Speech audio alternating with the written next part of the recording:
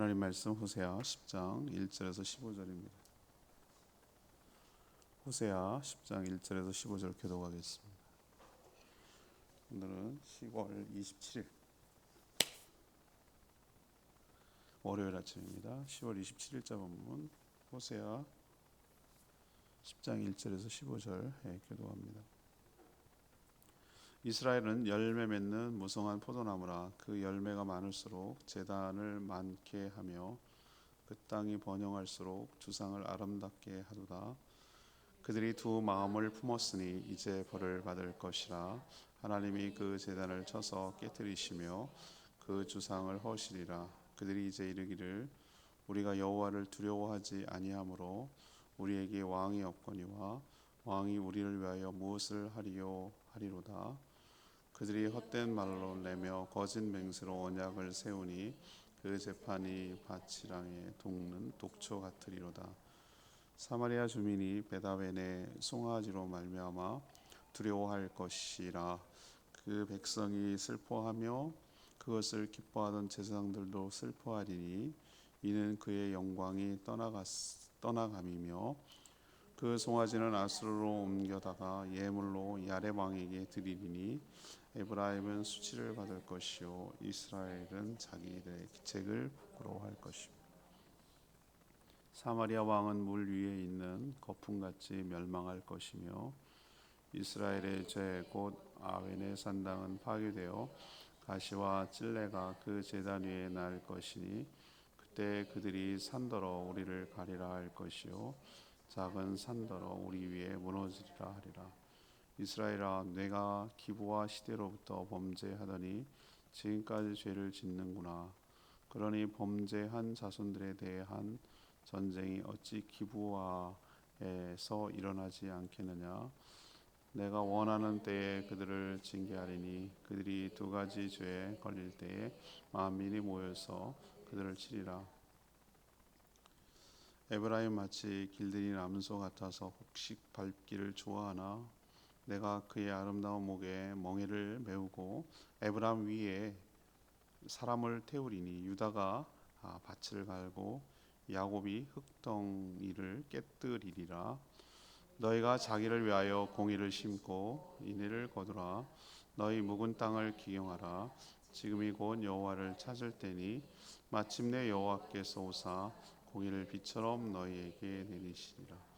너희는 악을 밭가라 죄를 거두고 거짓 열매를 먹었나니 이는 내가 내 길과 내 용사의 많음을 의뢰하였음이라.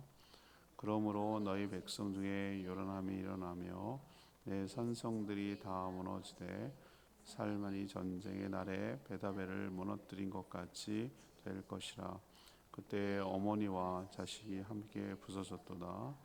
너희의 큰 악으로 말미암아 베델이 이같이 너희에게 행하리니 이스라엘 왕이 새벽에 정령 망하리로다. 아멘.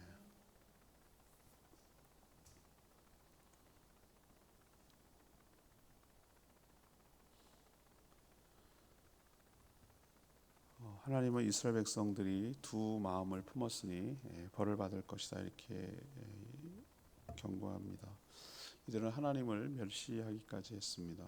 믿고 의지하던 우상, 금송아지 우상도 그렇게 자기들이 의지하려고 했던 이방 아수르에 빼앗겨서 수치를 당할 것이고 지켜주지 못했으니까요. 그 우상이 마치 거품처럼 사그라지고 걷어질 거라고 망할 거라고 이렇게 경고하고 있습니다.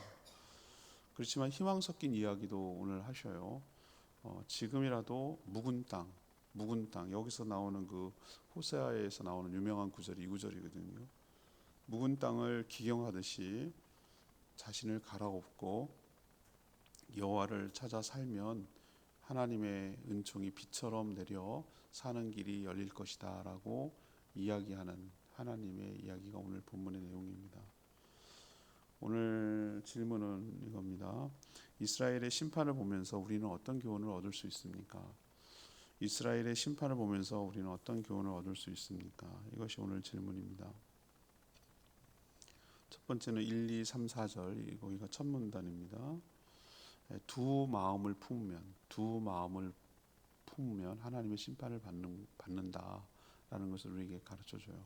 두 마음을 품으면 하나님께 형벌과 심판을 받는다라는 것을 교훈합니다.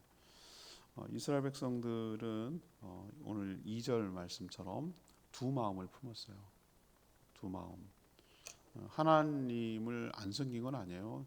적어도 형식적 겉으로는 하나님을 섬겼습니다. 근데 사실은 그들의 마음은 어디에 더 가 있었냐면은 우상에게, 금송아지나 또 뭐 바알이나 아세라나 이런 가나안 토착 우상에게 더 마음을 주고 있었던 것이죠. 변질되고 타락한 거죠. 제가 멕시코에 갔을 때 확실하게 느꼈어요. 우리는 남미 국가가 캐톨릭 국가라고 알고 있는데 정확하게 말하면 천주 캐톨릭 나라라고 말할 수도 없어요. 그러니까 그러니까 처음에는 굉장히 거세게 저항을 하고 그랬겠죠. 그러다가 적절하게 타협했어요.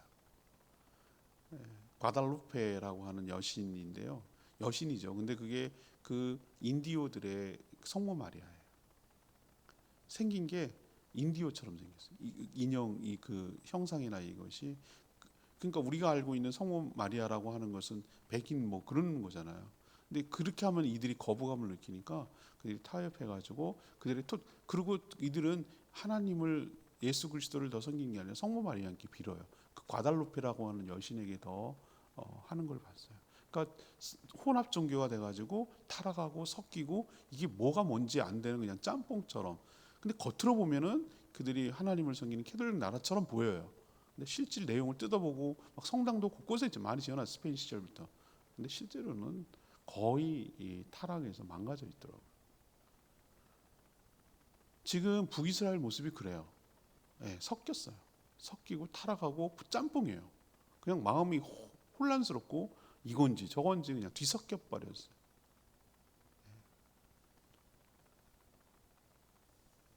그래서 하나님은 이들이 포도 열매가 풍성할수록, 그러니까 소출이 많을수록 그거 갖고 어디다 쓰는 줄 아세요?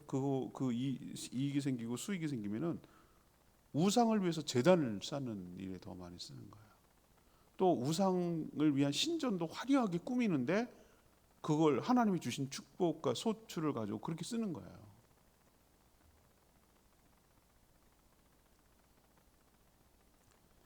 하나님은 어떤 하나님이라고 표현하고 있죠? 여러 하나님을 앞에다 붙이는 형, 질투하신 하나님.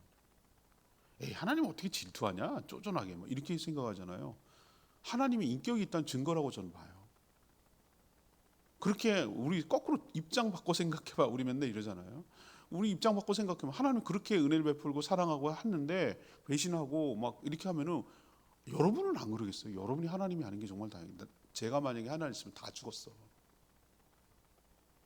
뭘 남겨놓겠는 새 판 짜고 새로 시작해야지.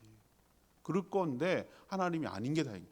잘 참고 기다리지만 하나님도 그 얼마나 뭐라 그럴까 질투라고 표현했지만 질투가 나쁜 개념에 우리 뭐 칠거지 이런 다른 말로 바꿨으면 좋겠어요. 질투라는 개념보다도 뭐라고 해야 되지? 질투는 막 샘나고 뭐 이런 것 같은 느낌이 있는데 부정적인 느낌. 이건 아니고 이건 정당한 분노 같은 거잖아요, 그죠? 이런 배신감이 어떻게 이룰 수 있어라고 하는 그런 뭐 상실감이라고 하나 분노감 뭐 이런 거잖아요. 지금 느끼는 게 내가 준 것 같고 어저께 설교했잖아요. 다 준 거 가지고 뭐 하는 데 쓴다고? 우상 섬기는 데 쓴다고. 쉽게 말하면 제가 어저께 했잖아요. 중동 얘기죠. 중동에서 열심히 벌어갖고 갖다 송금해가지고 진짜 떼약볕에서 죽도록 고생해서 했는데 그거 갖고 애들 잘 키우고 집 살림 잘하고 그러라고 했더니 그거 가지고 외간 남자 만나가지고 외도했다. 그걸 사실 알았다. 그 느낌 아시죠? 이게 질투입니까? 이건 질투라고 말할 수 없죠. 그 느낌 아시죠? 그 배신감의 분노가 치밀어 올라가는 거죠. 하나님의 느낌이 딱 그래요.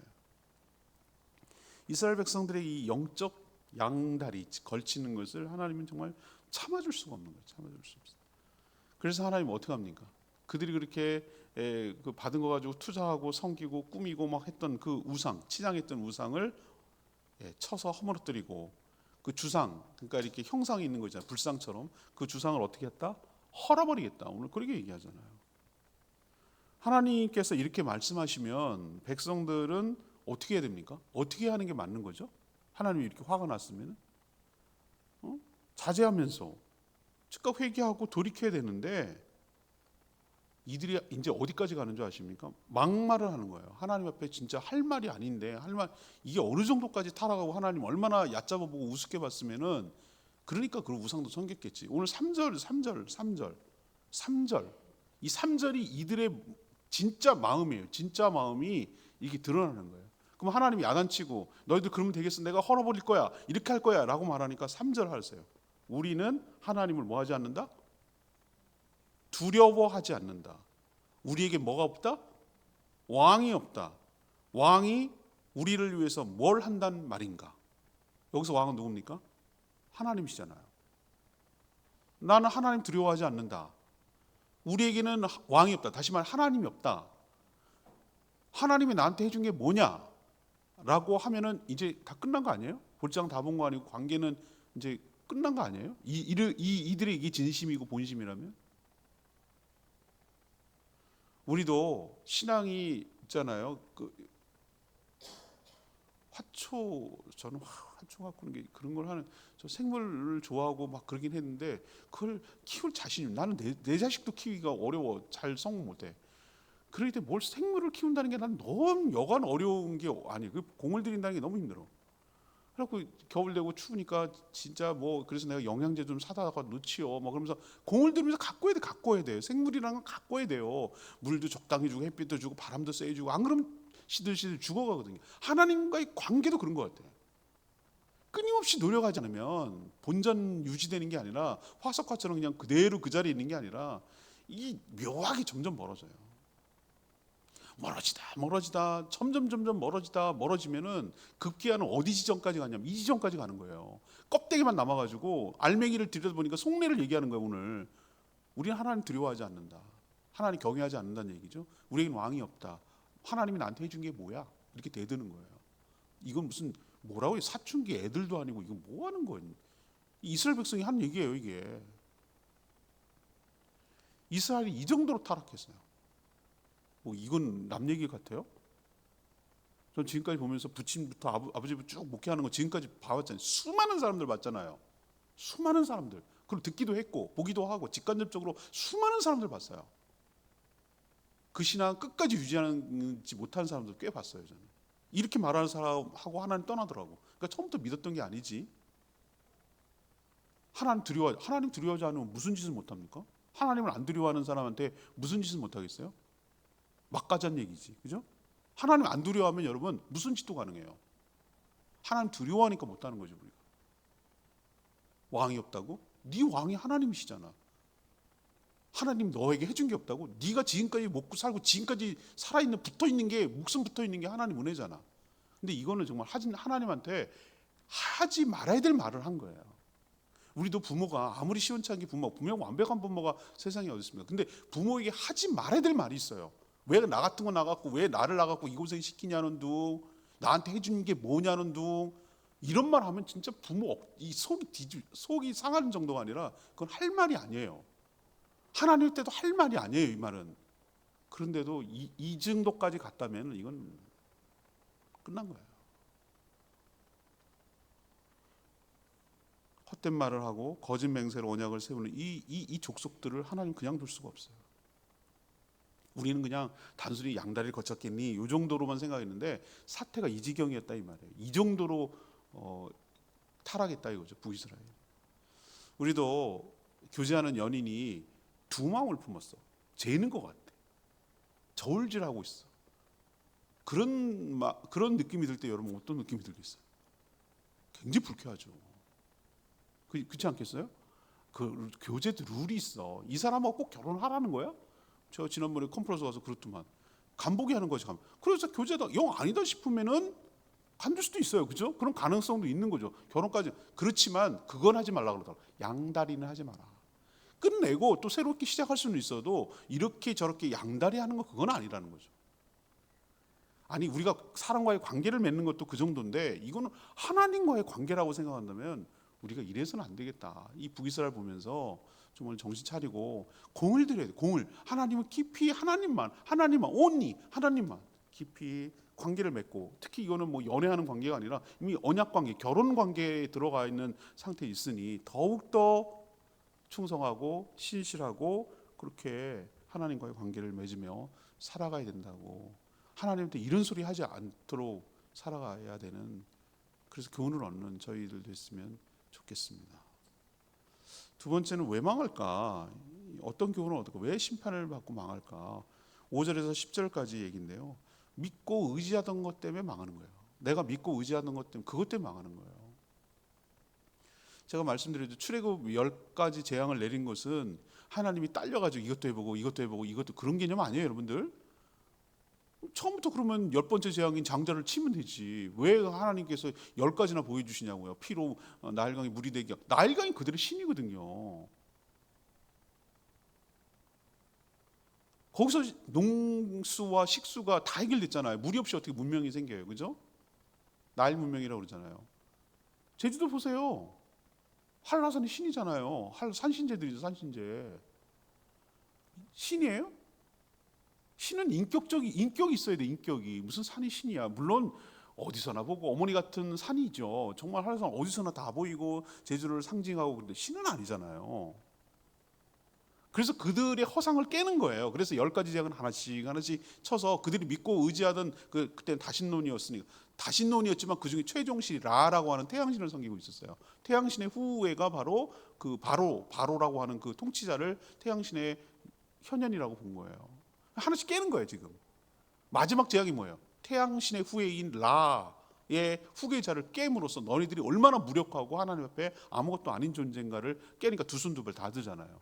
신이 진 거예요. 그들이 믿고 있던 신이 무력하고 하나님한테 안 되는구나라는 것을 하나씩 도장 깨기 하듯이 다 깨는 작업이거든요. 그거를 누구도 봐야 돼요. 이 이집트인도 봐야 되지만 진짜 보여줄 사람 누굽니까?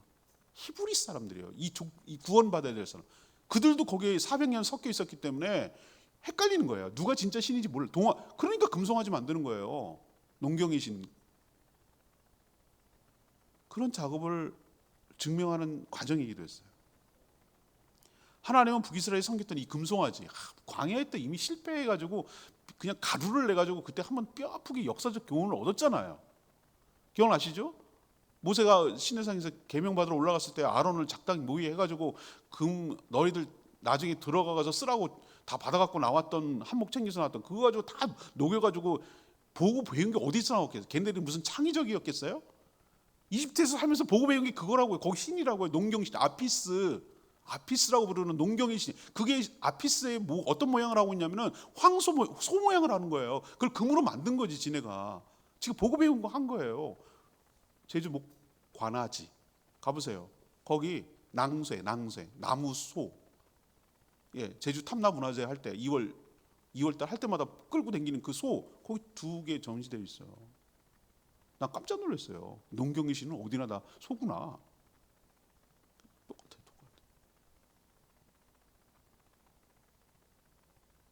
금송아지.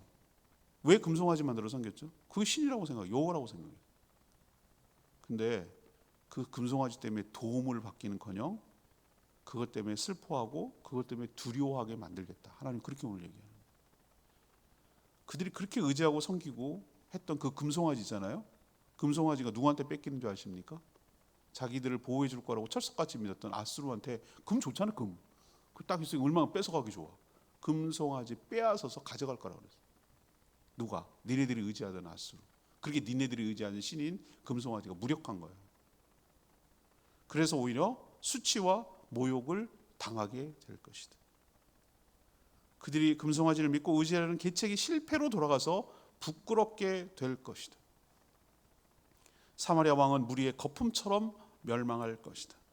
그들의 산당은 파괴돼서 쑥대밭이 될 것이다. 여러분 아시죠? 풀처럼 나가지고 조금만 관리 안 하면은, 야, 저 여기 우리 민호로 올라갈 때 보면은 거기가 한때는 밀감밭이었거든요. 여러분 보시죠? 거기 가끔 신발 세워놓고 차 세워두는데 거기 옆에, 거기가 한 4, 5년 전만 해도 밀감밭이었습니다. 관리를 안 하고 농약 안 하고 하니까 어떻게 됐습니까? 거기가 밀감밭인지도 몰라. 지금은 완전히 그렇대요. 진짜 따주지 않고 농약 안 치고 가지치기 안 하고 그럼 놔두니까, 야, 금방 야생으로 돌아가대요. 여러분 보시잖아요. 여러분 거기 가보면 다 알잖아요. 쑥대밭 됐어요. 쑥대밭 금방이에요. 그렇게 된다는, 그렇게 산당이 파괴돼 쑥대밭이 돼. 이들의 죄악은 하루 이틀의 문제가 아니라 지속적으로 오래된 것이죠. 잔혹했던 기브아 시대의 죄가 지금까지도 계속되고 있다고 하나님 지적해요. 하나님 원하는 때에 그들을 징계하시겠다고 공언해요. 근데 뼈아픈 게 뭔지 아세요? 제가 설교 시간에도 아픈 말 했지만 하나님 외에 의지하던 그것 때문에 당하는 거예요. 이거 참 아프죠? 그래야 하나님이 뭔지를 아프게 해야 깨닫죠. 나만의 우상 있잖아요. 우상이 요즘은 뭐 불상에 가서 절하는 사람 어디 있어요 요즘. 그렇게 이제 유치하게 하지는 않아요, 그죠? 근데 나만의 우상이 있거든. 여러분 우상 요즘 굉장히 많습니다. 많은 사람들이 넘어가는 게 이제 돈이 막 동글동글해져가지고 돈에 돌아버리는 거지. 돈 때문에. 돈이 우상. 근데 돈만 우상인 줄 알았더니 아이고 자기 몸이 우상인 사람이 있어. 근데 최근에 우상이 하나 생겼네. 개고양이가 우상이네. 개고양이가. 개하고 고양이가 우상이야. 자기 새끼기도 우상이고. 자기 그 업적, 인기 뭐 이런 것도 우상. 하여튼 사단은 뭐든 상관없어. 하나님만 아니면 돼요. 거기에 빠져가지고 거기에 일생을 시간과 헌신하도록, 시간과 물질을 들여서 거기 헌신하게 하는 게 나의 우상이거든요. 물질 그 뭐에 빠져가지고 미친 사람들은 한둘이 아니야. 오딱부라고 부르는 미친 사람들이 한둘이 아니다 이 말이지. 성공하기 위해서 이렇게 뭐 피눈물 안 가리고 남 밟고 일어서서 높은 직급에 올라가려고 하는 거, 그게 그 사람의 우상이에요. 그냥 개 끼고 엄마 아빠가 해줄게 그러고 끼어 침대에서 끼고, 나는 그거 아무리 동물을 좋아해도 좀 이게 해야 될 게 있고 안 해야 될 게 있는데 정말 저는 그게 불편하거든요.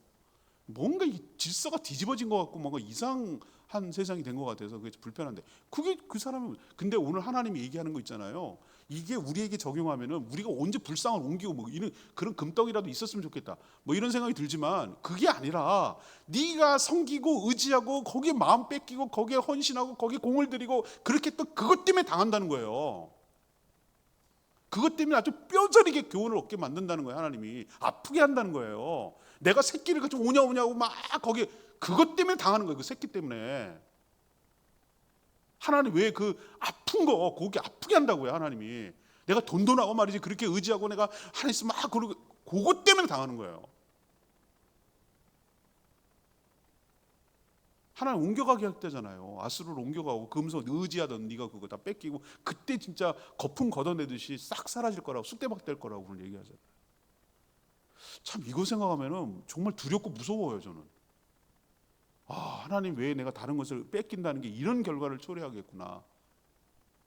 여러분 이거 생각하면 우리가 진짜 삼가 조심하며 살아가는 저희 모두가 되기를 원합니다.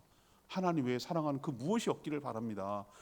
하나님만 사랑하며 살아가기를 원합니다. 하나님이 나의 모든 것이 되어주기를 원합니다. 충분합니다. 하나님으로서 그분이 나의 모든 삶을 책임져 주시고 그분만으로 만족하며 살아가는 저희 모두가 되기를 원합니다. 마지막 세 번째는 뭐예요? 11, 15절은 뭐냐면 하나님 탈출구 살 길을 열어주세요. 지금이라도 하나님을 찾으면 산다고 오늘 얘기하는 거예요. 이 본문을 가지고 오늘 설교할까 말까 이번 주 엄청 고민했어요. 이 본문도 유력했어요. 우리의 사는 모습을 보여주고 오늘 11절 마지막을 결론 내면 되거든요. 딱 좋은 구조였어요. 근데 다른 걸로 했어요. 다른 걸 했는데 이 본문도 정말 호세아의 대표할 만한 어저께 했던 6장과 더불어 이 본문도 굉장히 대표하는 본문 중에 하나거든요. 하나님은 항상 심판과 구원을 동시에 말씀하세요. 심판하시겠다는 것인지 구원하시겠다는 것인지 어떨 땐 막 혼동이 될 정도로 섞어서 얘기를 하니까 이게 어떤지 근데 하나님의 무게중심은 어디예요? 너네들 그러지 말고 죽지 말고 살 길을 찾아. 이게 하나님의 본심이죠. 하나님의 심판은 진심은 이런 심판 받지 않고 구원받기를 바라고 좀 제발 좀 살 길을 찾아라 라고 하고 제시하는 거예요. 하나님 이스라엘이 길이 잘 든 암소 이렇게 비유하고 있어요. 우리 막 고집스러운 암소도 있지만 길이 잘 든 암소는 정말 일도 잘하고 그러잖아요. 그런 암소처럼 바꿔서 아름다운 멍에를 메고 열심히 일하게 만드시겠다. 이렇게 하나님 의지를 오늘 표현하고 있어요. 오늘 제 얘기가 아니라 오늘 본문 얘기예요. 그렇게 되기 위해서는 어떻게 됩니까? 너희들이 농사, 이들이 지금 살고 있는 것을 비유로 얘기를 해야 잘 알아듣잖아요. 우리도 일상의 것들을 얘기를 해야 잘 알아듣잖아요. 저는 지금 여러분들이 우리가 지금 일상에 살고 있는 애완동물을 신처럼 하고 이런 걸 해야 우리가 무상이 확 먼지 다가오듯이 이들 문화 속으로 들어가가지고 이들이 무슨 짓을 하는지를 갖고 설명을 해야 잘 알아듣잖아요. 이들은 농경문화예요. 농경문화, 목축과 농경문화란 말이지. 그래서 농경은 이제 암소처럼 길을 잘 들이겠다는 건 이제 목축문화고, 농경문화에 대해서 얘기하는데 묵은 땅을 뭐 하라고요? 갈아엎으라고 오늘 얘기를 해요. 묵은 땅을 갈아엎어라. 묵은 땅이 뭐겠어요? 이것도 은유예요, 은유. 우리도 겨우내 묵었던 땅을 그대로 거기다가 모종을 심고 씨를 뿌리는 사람이 어디 있어요? 아무리 바보라도 텃밭을 갖고도 그렇게 안 해요. 제일 먼저 해야 되는 게 뭡니까? 갈아엎어야죠. 부드러운 땅으로 갈아엎어야죠. 묵은 땅 갈아엎어야죠. 그렇죠? 쟁기질 해야죠. 그러고 나서 부드럽게 된 상태에서 씨앗을 뿌리고 모종을 뿌려야 뭐가 되죠. 거기다 그냥 하는 사람이 어디 있냐고. 이 비유예요, 비유. 너희들의 딱딱한 마음, 그 부드럽지 못한 마음, 그게 강팍한 마음, 이 굳어진 마음, 이거를 뭐 해야 되는 거예요? 그걸부터 갈아엎어야 되는 거예요. 회개죠, 회개. 하나님께 성령의 역사로 그 강팍했던 마음이 엎어져야, 갈아엎어져야 바로 뭔가 역사가 일어나고 열매가 있는 거예요. 하나님이 지금 뭐라고 합니다. 바로 지금 그때라는 거예요. 바로 지금 갈아엎어야 될 때가 그때라는, 지금이라는 거예요. 바로 여호와를 찾을 때라는 거예요. 지금이 바로 그러는 거예요. 회개하라는 거죠. 그리고 자신들을 위해 공의를 심고, 이게 갈아엎은 다음에, 회개한 다음에 거기 공의를 심고 인애를 뭐 해야 된다고? 가둬야 된다고. 처음에 뭘 심으라고요? 공의를 심고. 그러면 뭐가 얻어진다고요?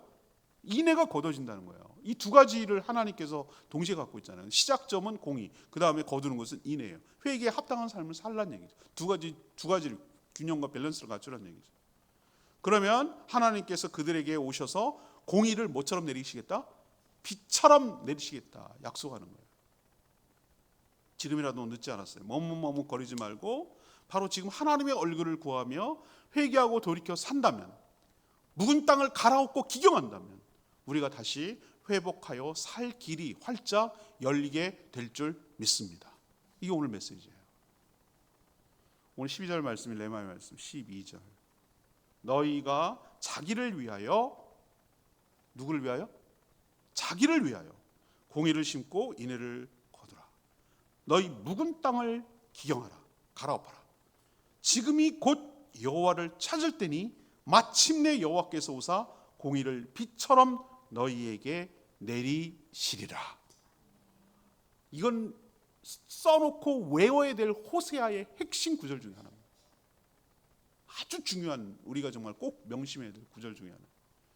봄철 아까 얘기했잖아요. 농사 지을 때 그냥 씨 뿌리는 농부 없어요. 겨우내 굳었던 땅을, 묵은 땅을 갈아엎는 일부터 시작. 그래야 흙이 부드러워지고 씨를 수용하고 싹이 나오고 자라게 할 수 있는 토대가 되니까. 지금까지 살던 대로 산다면, 묵은 땅 상태로 산다면 어떤 열매도 기대할 수가 없어요. 깊이 성령의 역사로 밑바닥부터 다시 갈아엎고, 살던 대로 살지 말고, 살던 대로 살면 죽어요. 밑부터 다시 싹 갈아엎고 다시 새롭게 되면 우리에게 희망이 있고 소망이 있고 살 길이 열릴 줄 압니다. 시간 없어요. 지금 바로 찾고 구해야 돼요. 시간 지나간다고 해결되지 않아요. 우리 시간이 그렇게 유한하지 무한하지 않아요. 우리 인생이 길지 않다고요.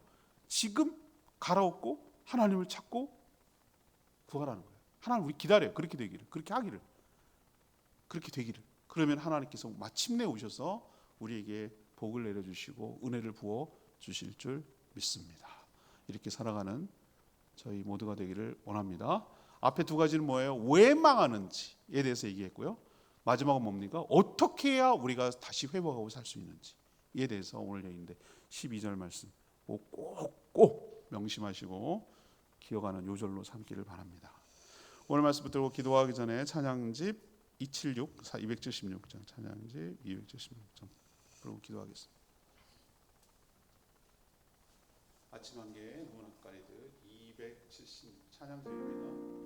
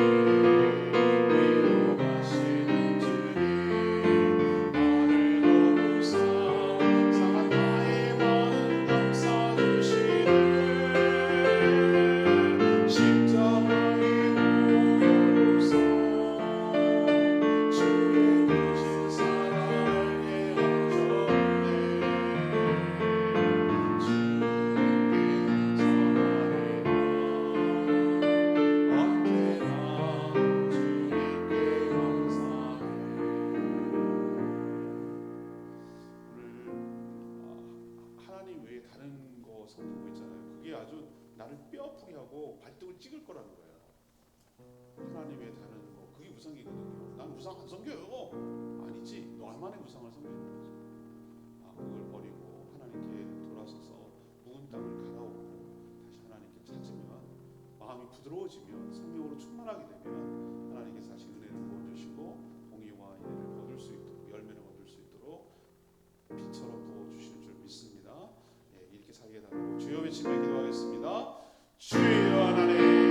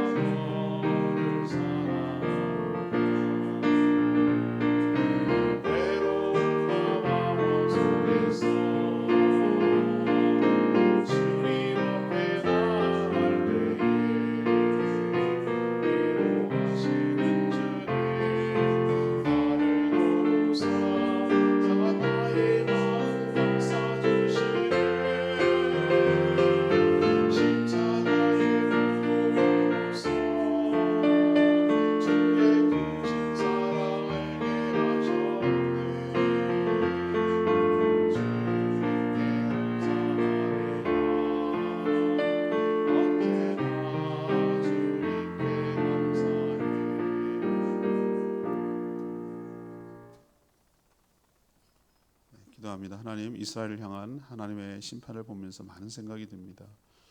이들은 우상과 하나님 사이에서 양다리를 걸치며 하나님을 능욕했습니다.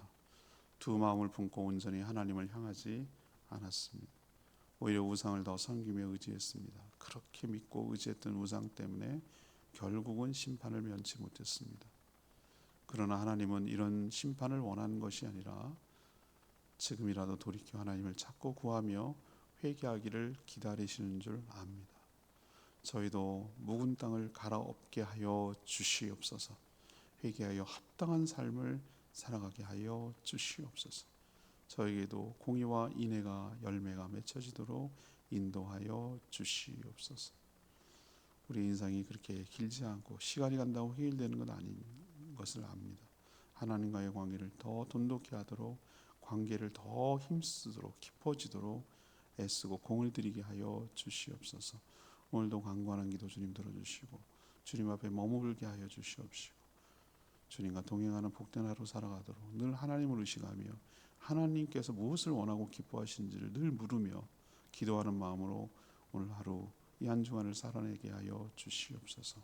주님 손에 모든 것 맡겨놓고 예수 그리스도의 이름으로 축복하며 기도합니다. 아멘. 오늘 하루도 주님의 은혜 가운데 살기를 축복합니다. 충분히 기도하고 하루 시작하겠습니다.